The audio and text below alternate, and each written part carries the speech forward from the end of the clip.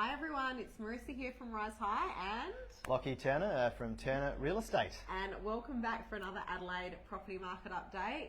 Geez Lockie, it's hard to believe that we're in April now, isn't it? Yep, the year's moving fast, so you've got to make the most of every day, Marissa, and the world is moving fast too, isn't it, hey? With all the economic stuff going on and AI and all the tech things, That's right. It's full on. And now we have Trump with his tariffs and all the extra things that are happening, so we'll talk about all of that today. But firstly, there's been two massive things that have happened since our last catch-up for the quarterly property market update. The first one, of course, being Reserve Bank dropping interest rates for the first time since November 2020 in February of this year. So they dropped them by 0.25%.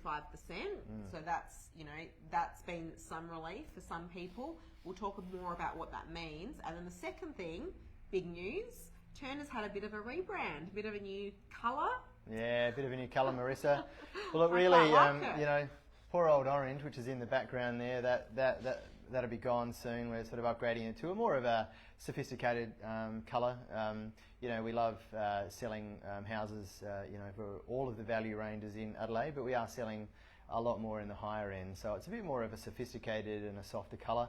So it's not huge news, but it's big for us and it's a lot to do. And the response from the clients and, where the staff and the properties we're selling so far in the marketplace has been very, very positive. So we're pleased with that. Thank you for mentioning Excellent. So let's talk about the Adelaide property market over the last quarter, because it's been, once again, it's been very exciting to see what's transpired. And when I was reading the last CoreLogic stats, it was really exciting to see that Adelaide has been the second, has been one of the most profitable markets in capital cities in the country, which has been, great. We've obviously seen massive growth. We've seen some level of, the growth is slowing, but it still seems to be going strong. What are you seeing in the market and what's happened over the last quarter, Lockie? Yeah, well, you are right about Adelaide being the second strongest city for growth in Australia. And in fact, since COVID, it's really been one or two or three. It's just been rocketing along. We always like to talk about what we see at what we call the coalface, which is just selling houses and renting houses every day. And we've got to say that there was a little bit of a negative sentiment change probably about a month ago when things started happening with the global market with Trump and tariffs and so on. And then we're a little bit concerned. And of course, in the last week, it's been absolutely full on the share market. But buyers are still back in force. We've just sold last week 3 houses, all around the 2 million and a bit over, all sold within a 2-week period, all with multiple offers. The time on market is back to that sort of 2 or 3 week time frame.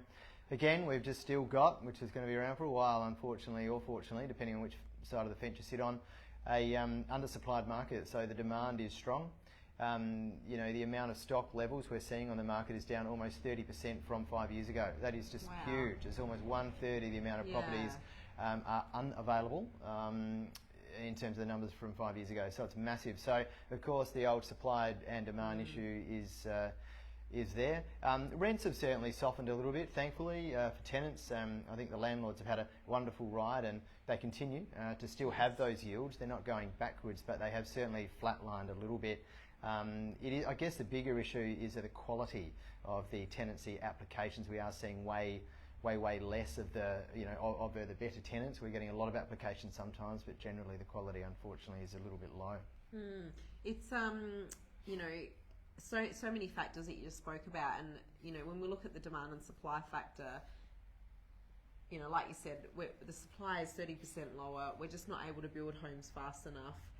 Since COVID, our figures in terms of migration have been increasing. So we had, net migration has gone up and, more people have been moving back from interstate into Adelaide, and we've had the migration. But the other thing as well that we need to think about is that history shows us that when there's times of uncertainty in the share market and when there's instability in the share market, we often find that actually leads to a big influx of demand from property investors, because people are shifting their money from the share market, which is relatively volatile into a more stable asset class, which is property. And every single time we've had these periods of volatility in the economy and uncertainty and change, the one thing that stayed true is that people need a roof over their heads, and property is something that you can look, see, feel and touch. Yep. And it feels safer, and we see a big shift of investment funds going from the volatile share market into property. So I'm really curious to see, like, with all of this volatility going on in the share market and the uncertainty of what's happening overseas that could drive further volatility here in our share market, will we see that big influx into property like we have during COVID, during the GFC, like during all the big periods of uncertainty? What are your thoughts around that? I think we will see a shift towards housing.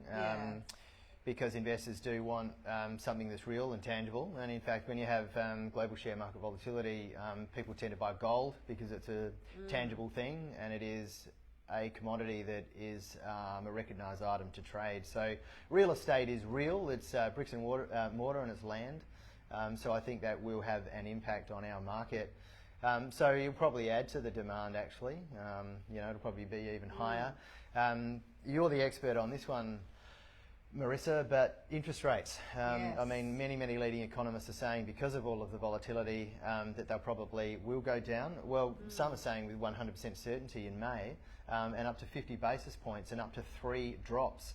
New Zealand RBA just dropped, RB, what is it called? New Zealand RB. Reserve Bank just dropped theirs this morning by 2.25% basis points. So there you go. So money's going to get a little bit cheaper.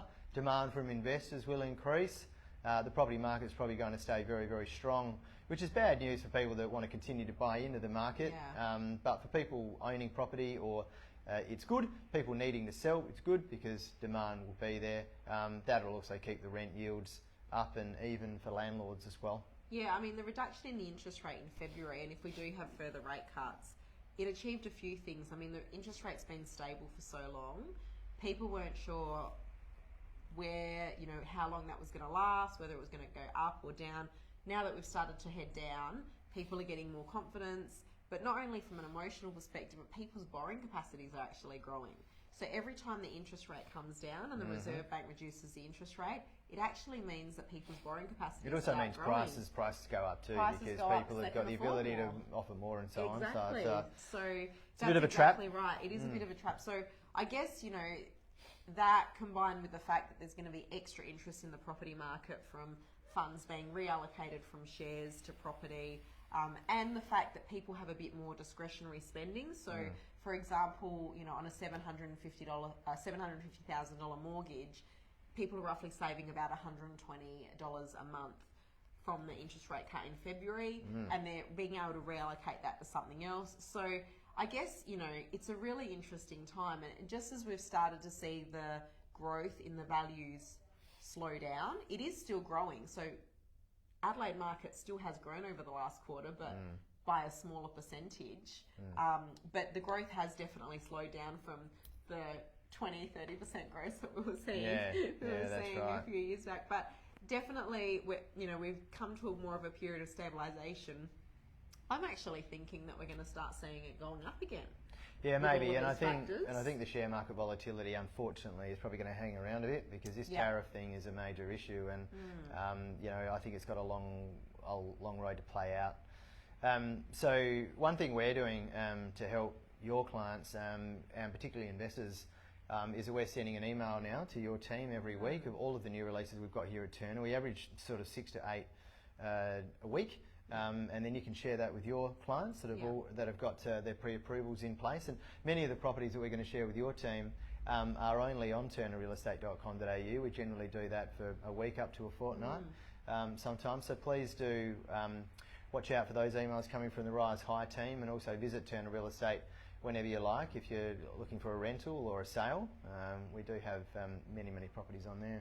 I think it'd be great for us to wrap this up with just a quick tip for sellers, quick tip for buyers, and then wrap it up for the session. So, sellers, what do they need to be thinking about, Lockie? Well, they just have to get their presentation right. That's the thing that takes time, When we do market appraisals, we always focus even more on the presentation rather than the value. Like, we'll dig deep and find all the best data we can and share an opinion where the market might see value with clients, but we'll also spend a long time talking about some of the work that might need to be done to get it perfect. So what we call a physical or an in-person appraisal appointment is very good.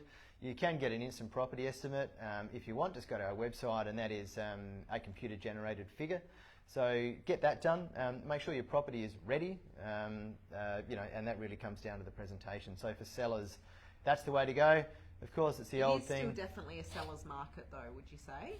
Yeah, Maybe I would. Not as much as it was 6 months ago, but I still feel like they've got the upper hand in the current market. I think they do. I think the main difference at this stage, and it could change next week and go crazy, especially if there's another rate drop. But at this stage, the positive thing for buyers is that it is more sensible. It is more of a balanced market. Yeah. It's not as though we're putting a property on the market and the vendor's 1x and it's just rising to that level and exceeding it easily. If you have a property that's overpriced or not marketed appropriately or presented, they are not selling. So buyers have ceilings and they're being a bit more circumspect. Yeah, okay. So advice for buyers? Well, look, you just have to go to a loan. Pre-approval. You just have to go to Rise High, seriously. And I'm not saying that because you're standing here, but it does help, Marissa. But you should go and see a loan broker, and Rise High are one of the best. And just get that sorted out. You've got to work out what ownership structure you're going to buy it in. Be really clear on that. Work out how much you can borrow. Think about what your financial plan is and what you're trying to achieve by buying property. It might just be a home, which is awesome. It might be for an investment portfolio. Well, then. You just need to get all your ducks lined up, and once you've done that, you feel really, really confident. Just go out in the market and you can strike and see what's there. Ideally, as a buyer, you want to try and buy unconditionally if you can. You probably will need a finance condition in a contract, which is good, but try and make your offers as unconditional as possible to make it more attractive to the seller, which is a way that a buyer is able to compete against other buyers in the marketplace. There's a lot of buyers out there that can buy unconditionally. And even if you were told your borrowing capacity got a pre-approval, pre-Feb, as I said earlier, that's actually, your borrowing capacity has actually grown as a result of the rate cut. And if we have a further rate cut in May or beyond, that will also continue to grow your borrowing capacity. So you may be worthwhile to revisit that. So there you have it for another quarter. We will be back again with you in about 3 months' time. It's going to be really interesting to see what happens between now and then. It will be very interesting. Lots going on. Probably the one thing is like when to buy, when to sell. The best time to buy is always yesterday. And if we're looking at what the market might do, which is at least stay strong, possibly go up, then get out there and do it. When's the best time to sell? Well, it's probably fine at really any time. I mean, it's hard to anticipate that the market's going to get better or worse. It's just going to fare fairly evenly, I think, from here on. So, yeah, it's going to be interesting. I think it's going to be a very interesting quarter coming up. So we'll have some more updates for you when we catch up with you again next time. But thank you so much for tuning in. We really appreciate your support, and we'll be back in touch with you for the next Adelaide property market update in 3 months' time.